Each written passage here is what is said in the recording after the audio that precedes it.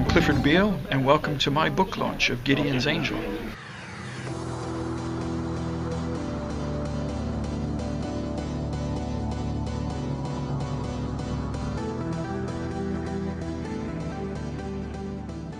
So I wanted to do some straight historical fiction, and I wanted to set it in that period. So he was casting about, well, what would be a good area to do, what would be a good plot for it. And I came out the idea of basically a spy thriller and an assassination plot. So in a way, it's a bit like Day of the Jackal. So you have someone who's very disgruntled, wants to take out a major political figure. And so I set it just at the close of the English Civil War, and Oliver Cromwell is ruling the country. And so the plot revolves around him. Mm. Now, at the same time, I'd always been a great reader of fantasy, science fiction, and things of that nature since I was a teenager. And I was casting about with ideas to do a fantasy completely separate. And nothing was gelling for me. Nothing was really coming together.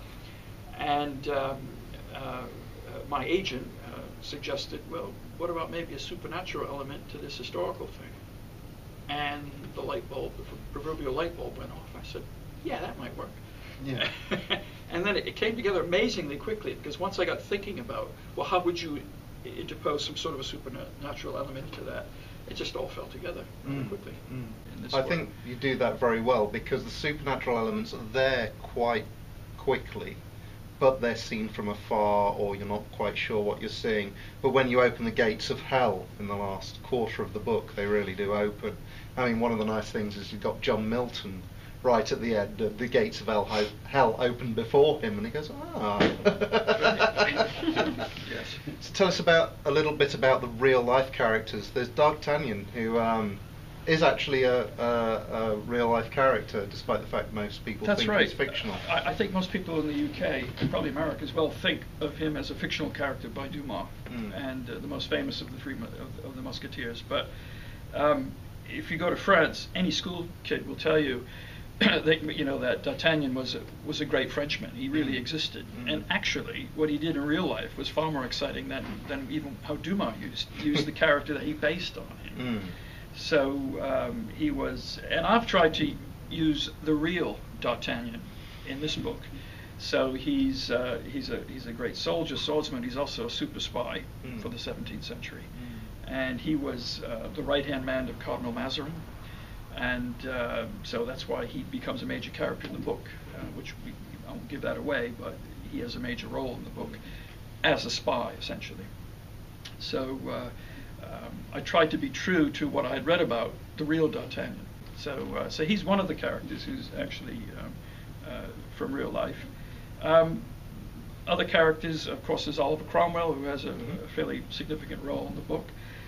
Some curious characters, Elias Ashmole, who founded the Ashmolean Museum in Oxford.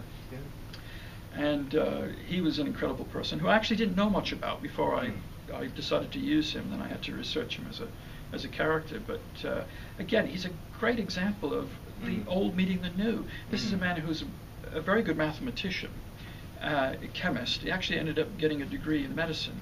But he also was an alchemist, right, and an astrologer, and none of these things was seen as being, as working against each other. It was seen as perfectly natural and normal in that era, because it was a transition phase. Obviously, this is set in the English Civil War. Is this the period that fascinates you in history the most? I think it does. And when I first started reading history, I was probably more drawn to the High Middle Ages. But then I swiftly moved forward in time, and I sort of got stuck in the 17th century. I mean, I do like other periods, and I've written a non-fiction book which is set in the early 18th century, so I'm a little bit out of my comfort zone there, but that worked. So, but no, I do like the period, but that doesn't mean I wouldn't visit other time periods as well. And what's your approach to writing? I mean, are you getting up at the crack of dawn and writing, or are you fitting it in between? No, in your lunch break? Well, I mean, yeah, it's for me, I've been extremely lucky in that I've run my own business now for about 10 years, and I've been freed from the 9 to 5. I can make my own hours, and that has actually allowed me to write this book and my previous book. Otherwise, Okay. Well, Thank you very much, Clifford. We have a small amount of books available on sale now. It is out imminently, so it'll be available from all the usual channels as well. It's also available in ebook. And I hope you'll take the time to discover what's a fascinating novel historically and also a very exciting supernatural thriller, which is what attracted me in the first place. But, thank you very much, Clifford. And thank you to our Roundheads as well. I'm going to take you to more launches regardless of historical context. And thank you.